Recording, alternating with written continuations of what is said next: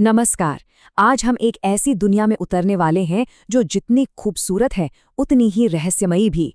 जी हाँ, हम बात कर रहे हैं सुजाना क्लार्क के शानदार उपन्यास पिरानेसी की। ये एक ऐसी कहानी है जो एक बार किसी ने पढ़ना शुरू कर दी तो उसे छोड़ना बहुत मुश्किल हो जाता है। और इस कहानी का माहौल समझने के लिए इससे बेहतर शुरुआत क्या हो सकती है। घर की सुंदरता अथाह है, उसकी दया अनंत है। ये शब्द उपन्यास के नायक के हैं और सच कहें तो यही शब्द इस पूरी कहानी की आत्मा है। यहीं से सब कुछ शुरू होता है। तो चलिए सबसे पहले मिलते हैं इस कहानी के हीरो से, जिसे हम सब पिरानेसी के नाम से जानते हैं। और उसकी दुनिया है एक बहुत बड़ी, न खत्म होने वाली इमारत, जिसे वो प्यार से घर कहता है। अब ये कोई आम घर नहीं है। सोचिए, एक ऐसी दुनिया जिसका कोई अंत ही ना हो, और इसके 3 अलग-अलग लेवल्स हैं। सबसे ऊपर वाले हॉल्स में वहाँ बादल हैं, धुंध है, तारे हैं। बीच के हॉल्स में जहाँ पिरानेसी रहता है, वहाँ हजारों मूर्तियां हैं, बड़े-बड़े गलियारे हैं। और सबसे नीचे वहाँ तो पूरा समंदर बहता है, ज्वार आते हैं, बाढ़ आती है। और हाँ, पिरानेसी बहुत ही ध्यान से इन सब चीजों का हिसाब किताब रखता है। पिरानेसी के लिए ये घर सिर्फ एक इमारत नहीं बल्कि एक पवित्र जगह है। वो खुद को घर का प्रिय बालक मानता है। उसके हिसाब से इस पूरी दुनिया में सिर्फ 2 ही जिंदा इंसान हैं, एक वो खुद और एक कोई और। उसका पूरा दिन इस घर को एक्सप्लोर करने और जिंदा रहने के तरीके खोजने में निकल जाता है। और जानते हैं सबसे अजीब बात, वो अपनी जिंदगी में बहुत खुश है, बहुत ही ज्यादा। लेकिन जैसा कि अच्छी कहानियों में होता है, ये शांति, ये सुकून ज्यादा दिन टिकने वाला नहीं था। जल्द ही पिरानेसी की इस परफेक्ट दुनिया में कुछ दरारें पड़नी शुरू हो जाती हैं, कुछ ऐसा जो उसके पूरे वजूद पर सवाल खड़े कर देगा। और ये दरारें सबसे पहले कहाँ दिखती हैं? उसके इकलौते साथी की बातों में, जिसे वो दूसरा व्यक्ति या दी अदर कहकर बुलाता है। देखिए, जहाँ पिरानेसी के लिए ये घर किसी मंदिर से कम नहीं, वहीं इस दूसरे व्यक्ति के लिए ये बस अंतहीन उदास कमरे हैं जो पक्षियों की बीट से ढकी सड़ती हुई मूर्तियों से भरे हैं। कितना बड़ा फर्क है ना? यहीं से कहानी का असली रहस्य शुरू होता है।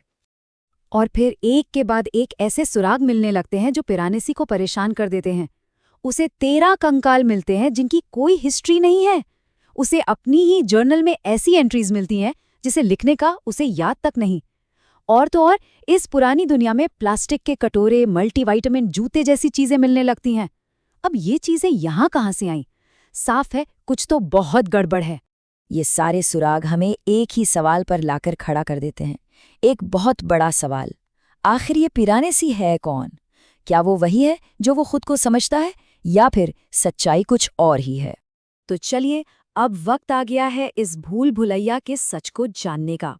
अब हम इस रहस्य से पर्दा उठाएंगे कि पिरानेसी की असली पहचान क्या है और वो इस अजीबोगरीब घर में पहुंचा कैसे। तो सबसे पहली और सबसे चौंकाने वाली बात, पिरानेसी उसका असली नाम है ही नहीं। ये नाम उसे दूसरे व्यक्ति ने दिया है, एक मजाक के तौर पर, एक बहुत ही क्रूर मजाक।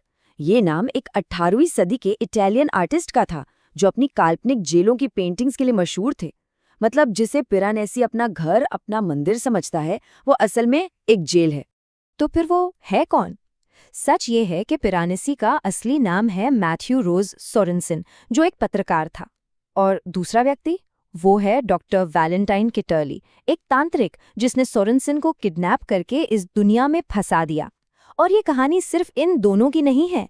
इसमें एक कल्ट लीडर भी है जिसे पैगंबर कहते हैं, और एक पुलिस डिटेक्टिव सारा राफेल जो सोरेनसन को ढूंढ रही है। पूरा एक जाल बुना हुआ है। लेकिन ये कहानी सिर्फ एक किडनैपिंग मिस्ट्री से कहीं ज्यादा है। इसकी असली खूबसूरती है उन दीवारों के परे छिपे हुए मतलब में। चलिए अब उन गहरे फिलोसॉफिकल आइडियाज और लिटरेरी रेफरेंसेस पर बात करते हैं जो इस उपन्यास को इतना खास बनाते हैं। इस कहानी के केंद्र में है ज्ञान को देखने के 2 एकदम अलग तरीके। एक तरफ है दूसरा व्यक्ति यानी कैटली, जिसका नजरिया शोषण करने वाला है। वो दुनिया को बस एक रिसोर्स की तरह देखता है जिससे शक्ति, ताकत और कंट्रोल हासिल किया जा सके। और दूसरी तरफ है हमारा पिरानेसी, उसका नजरिया जुड़ने वाला है। वो दुनिया को समझना चाहता है, उसके साथ एक सामंजस्य बनाना चाहता है, उसका सम्मान करना चाहता है। सुजाना क्लार्क ने ये अनोखी दुनिया बनाने के लिए कई क्लासिक कहानियों और फिलोसॉफिकल आइडियाज से प्रेरणा ली है। इसमें C.S. लुइस की नार्निया की तरह एक दूसरी दुनिया में जाने का कॉन्सेप्ट मिलेगा। होर्हे लुइस बोर्हेस की कहानियों की तरह एक अंतहीन भूल भुलैया का एहसास होगा। और तो और प्लेटो की गुफा की कहानी का भी एक जबरदस्त ट्विस्ट है, जहां मूर्तियां शायद एक ऊंचे सच्चाई का प्रतीक हैं। और इस कहानी में एक बहुत ही पर्सनल, बहुत ही गहरी परत भी है।